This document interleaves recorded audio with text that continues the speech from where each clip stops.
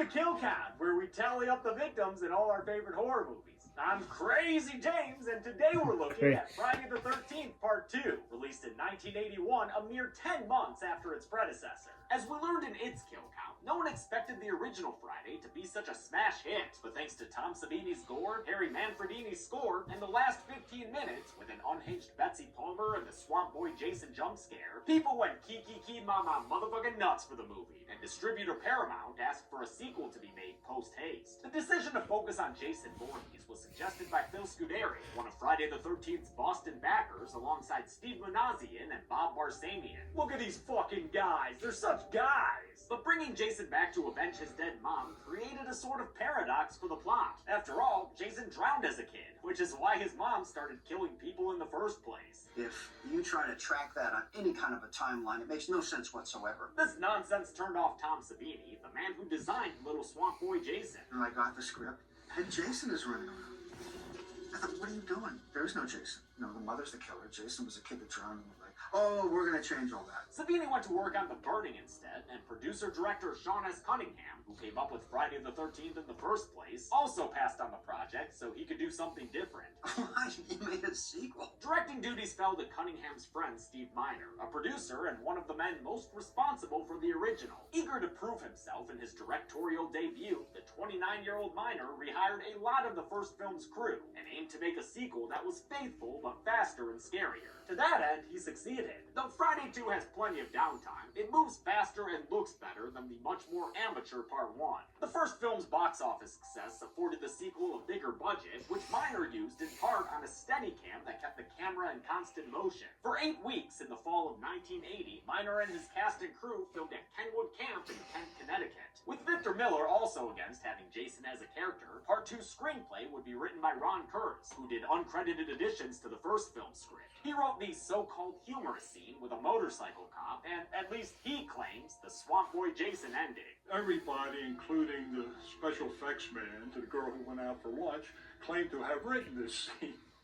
But I wrote it. I think that scene much more likely came from Miller and Cunningham, but in any case, Kurz simply took the structure of the first film and repeated it. Part 2 is almost a remake as much as it is a sequel. Once again, attractive soon-to-be camp counselors get stalked by a mostly unseen killer. But thankfully, Part 2's characters feel more fleshed out and sympathetic than their Part 1 counterparts. And while Alice Hardy was a fantastic final girl, Ginny Field, as played by Amy Steele, is my favorite of the franchise. Even without Savini, Part 2's kills are pretty great. Ginny was a cool final girl. The MPAA went hard on this movie, resulting in nearly a minute of gore being cut. The original footage was only recently found and included on the Scream Factory box set of Blu-rays.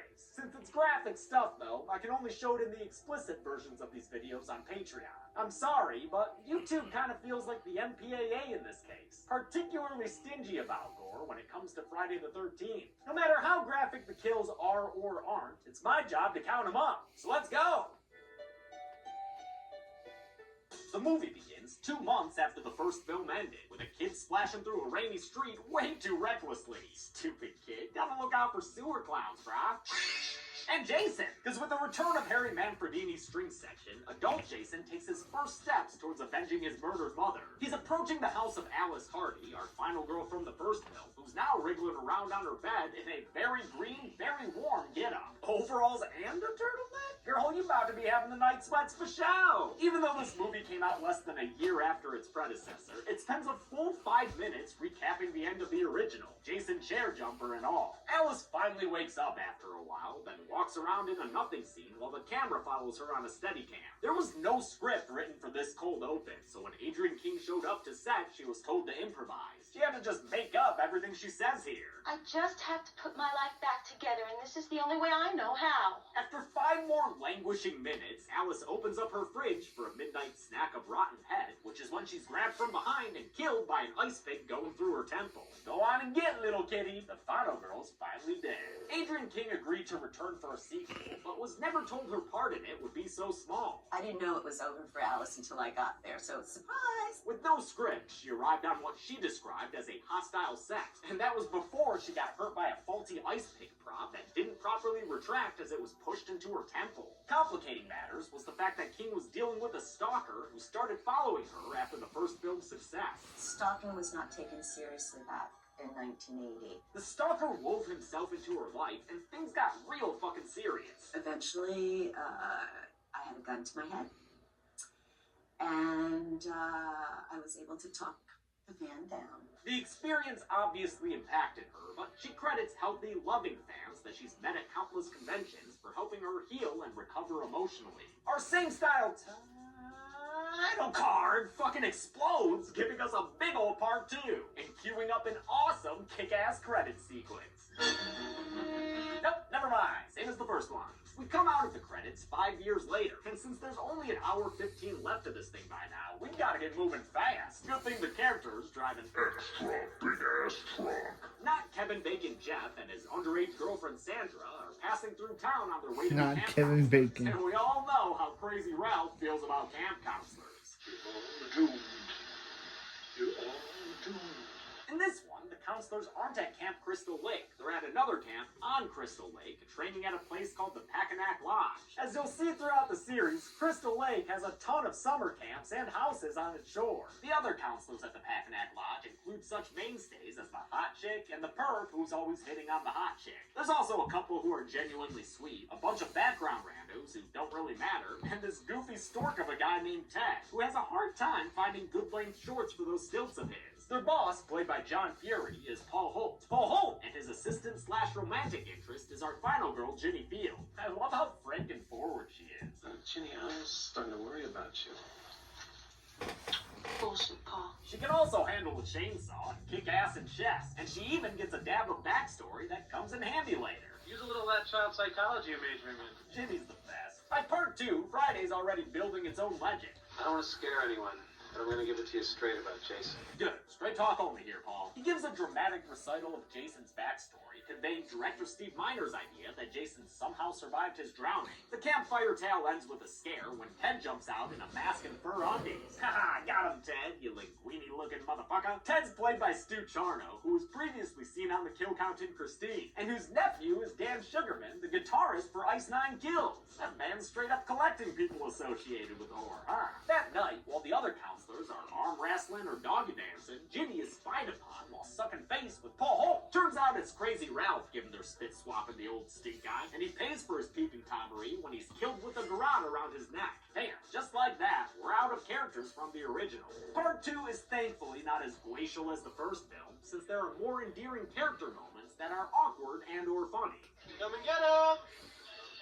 The increased comedy also comes from the film's visual language, like when Terry's dog Muffin comes across Jason in the woods and it smash cuts the hot dogs on the grill. Later, Muffin's fate is pretty much confirmed when Jeff and Sandra sneak off to trespass on the Camp Crystal Lake property. They find a mangled dog and are then found by Deputy Winslow, whose name is not in the movie but comes from the movie's novelization. Winslow's a local who's upset that Paul Holt's trying to start another summer camp here. Things have been quiet for 5 years, and that's the way we want to keep it. On his way out, he sees a figure run across the road, so he follows him, flouncing through the forest like a nimble woodhouse. Wait, hold the Deputy Prancer, fix the hair. Great, back to it. Winslow runs for a good long while after a pair of legs speed walking away in blue jeans. He comes across a makeshift shack that must have been built by Jason, you know, during the 20 years after he was thought to have drowned, but actually survived and, I don't know, lived around the lake somehow? The ex-dead subpar swimmer sneaks up on Deputy Winslow and kills him with a hammer claw to the back of the head. Someone needs to make me a nutcracker that looks like this guy's face. Look at those teeth, man. They could crack open a walnut. That night, Paul Holt makes plans to lower our body count drastically. He's taken all the rando counselors into town, leaving slim pickings behind for the J-Man to kill. Among his murder options is Terry, the hot girl who's been looking for her hot dog, and her persistent pursuer Scott, who's fond of slingshotting stones into her butt. Scott's played by Russell Todd, last seen on the kill count in Shopping Mall. He drove a little cart into a killer robot after it murdered his wife.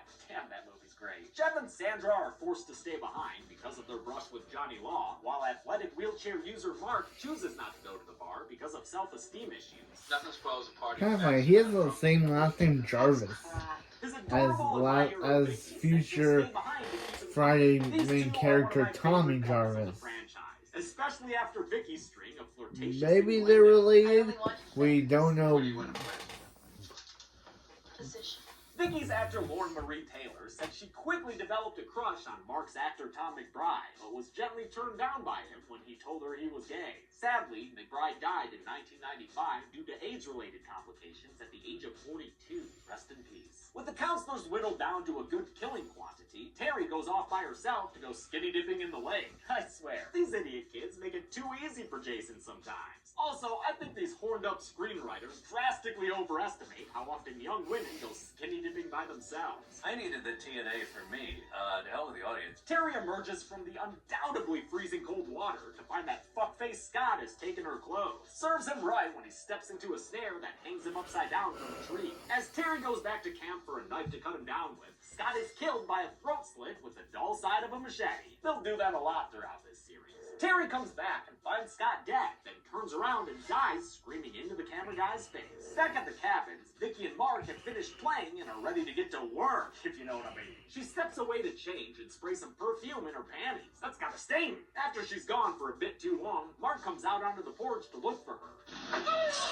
Oh, and he gets a machete to the face! The poor guy rolls back and takes a backward spill down multiple flights of steps that seem to go on forever. The kill ends with a wild freeze frame and a zoom in. Mark's kill was shot from behind to hide the styrofoam mask Tom McBride was wearing, which they swung a balsa wood machete straight into. Part 2's makeup effects were done by Carl Fullerton, who was recommended by Dick Smith after Sabini declined to return. At first, Stan Winston was going to do makeup. He made the Mrs. Voorhees head Alice found in her fridge. But a last-minute scheduling conflict took Winston away, giving Carl Fullerton a mere 6 weeks to design and create makeup effects that Steve Miner wanted good enough to shoot in close-ups. He did a great job, and it's a shame the MPAA forced so much of it to be cut. Back inside, Jeff plays a harmonica in bed. His music brings all the girls to the stage, and they're like, I'm not legal age. Yep, Sandra's actor Marta Kober, who we saw 9 years later as a pizza lady in Slumber Party Massacre 3, was only 17 when she filmed Friday the 13th Part 2. Apparently, this sex scene originally had nudity, but when Paramount found out, they obviously ordered the footage removed. Really should have never gotten to that point. Vicky's actor, Lauren Marie Taylor, was also 17 when production began, and says in retrospect, her mom probably should have signed something for the scene of her changing. Jeff and Sandra's nudity wasn't the only thing cut from the scene. When Jason comes in to kill them, the twofer he gets with the spear is good, but it was heavily censored by the MPAA and had its most graphic shots removed. You can tell how much gnarlier it was going to be in production stills. This kill was shot in a similar way to Kevin Bacon's, with the actor standing in a hole beneath the bed so the spear could go through a back made of latex. Jeff's actor Bill Randolph said it was highly uncomfortable until a sound guy offered some help. He said, open your mouth. Blow some powder into my mouth.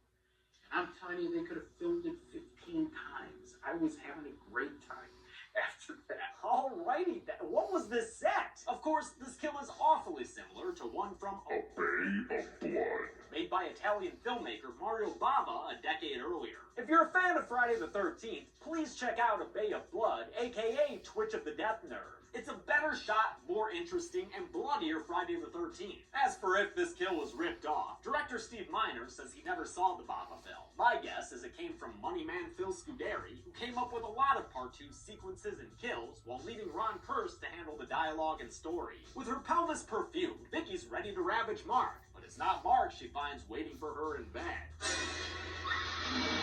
It's Baghead Jason, making his first appearance ever. Nobody on set thought the pillowcase mask was great, but they needed to cover up Jason's face, and no one could come up with anything better. The sack was suggested by costume designer Ellen Butter, who was inspired by the villain in The Town That Dreaded Sundown. Butter also has the distinction of being the only woman to ever play Jason. She was his legs in the opening shot when he was on his way to murder Alice. With only one eye hole, that bag's a bitch for depth of field, which is why things are pretty blurry as Jason stalks towards Vicky with a knife. When he gets to her, he kills her with a knife stab that lands off screen. Ouchie!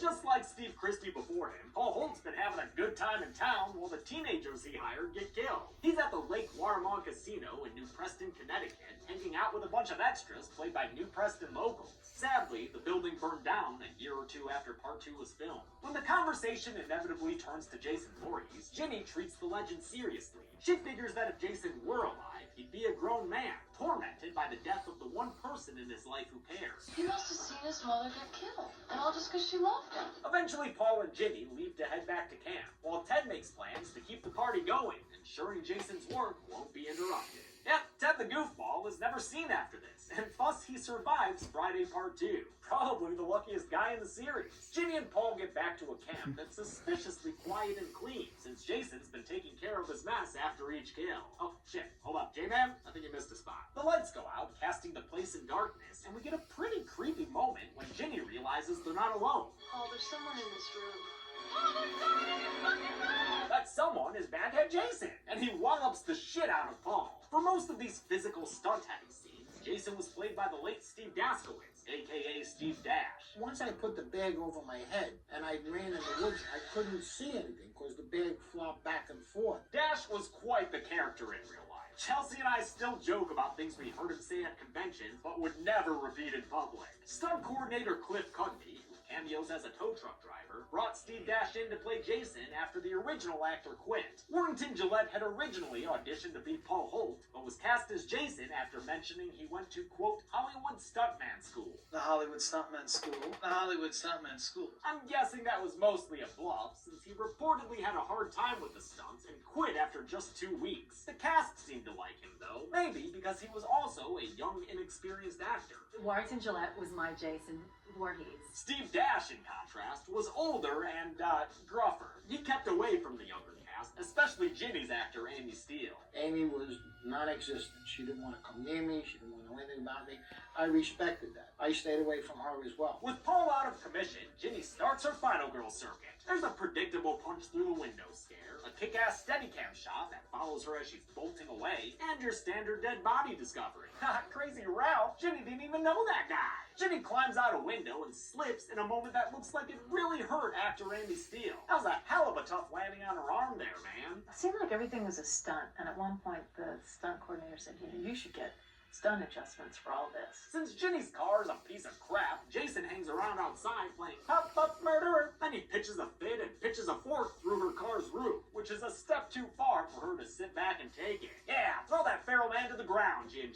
Ginny hides during the chase so she can kick Jason in the nuts, narrowly avoids him when he leaps out at her from the woods, and uses a freaking chainsaw against him like she were Terry Funk. Aw shit, she's got Jason down. Oh, and now she has a chair? By God, that man has a family! Wait, no. His mom got decapitated. His family's dead. Ginny ends up finding Jason's shack, and in another very cool shot, we see Jason running towards her from afar through the window. Hell yes. In a back room, Ginny finds Jason's biggest accomplishment, the Helga Pataki-like shrine to his dead mom with her rotting head and dirty blue sweater. And, some bodies around it. The Mrs. Voorhees shrine is iconic imagery for the series, and was an important part of the Friday the 13th video game. I always have to voice my thanks to that game for Dead Meat's success. It sparked interest in the Friday franchise right as the first kill counts were coming out. Shame the legal battle hurt its development. Using a little bit of that child psychology she's majoring in, Ginny dresses up like Jason's mom and makes herself look like her, hoping that this ruse might allow her to survive this pissed-off pickaxer. It's a bold strategy, Cotton Ginny. Let's see if it pays off. Jason, Mother is talking to you! It does indeed, with a bit of Betsy Palmer's help. Jason, Mother is talking to you. Palmer agreed to reprise the role as long as it wasn't an inconvenience, so some crew members went to her house, set up a black screen, and shot her saying her lines there. God, I love that woman. The ruse works nearly long enough for Ginny to kill Jason, but when he sees his mom's severed head, he snaps back to reality, just in time to fend off her strike with his pickaxe. The first time they filmed this stunt, using a real machete, an exhausted and anxious Amy Steele accidentally sent Steve Dash to the hospital. She missed the pickaxe, and she came down on my finger. He went to the ER with a fake machete in his shoulder as a prank, came back a couple of hours later, and finished the scene with his finger in a bandage. That's not the only injury Dash suffered on set. He broke some ribs during a jump when he landed on his pickaxe, and hurt his wrist stabbing a pitchfork into a wooden door that hadn't been properly gimmicked. Jason is slashing at Ginny when Paul shows up out of nowhere to save her. As the boys have a wrestling match, the resourceful Ginny retrieves the machete. She saves Paul by hacking Jason in the neck, which finally puts the mama's boy down. Paul carries Ginny back to a cabin, where a noise at the door lets them know this movie's not quite over. Just on the other side of it is Muffin, the pretty princess. Oh, Muffin, such a good girl. Go to Ginny, Muffin. Oh, never mind, Jason jump scare. Because if it ain't broke, don't fix it, right? With the Swamp Boy Jason chair jumper so successful, screenwriter Ron Kurz repeats the beat with an adult Jason, who kind of looks like a rejected member of the Wyatt family. This scare must have been filmed early on in production, since Jason's played by Warrington Gillette swinging in on a pendulum built outside the cabin's window. The prosthetics on his face and the dentures he wore to deform his mouth made it difficult for him to see and breathe. Then, the first time they filmed the stunt, the window wasn't built right and he bounced off the wood instead of going through it. By the time they got the shot that wound up in the movie, he was pissed. I was angry and I wanted to kill somebody. And I'm drooling and snot's coming out of your nose.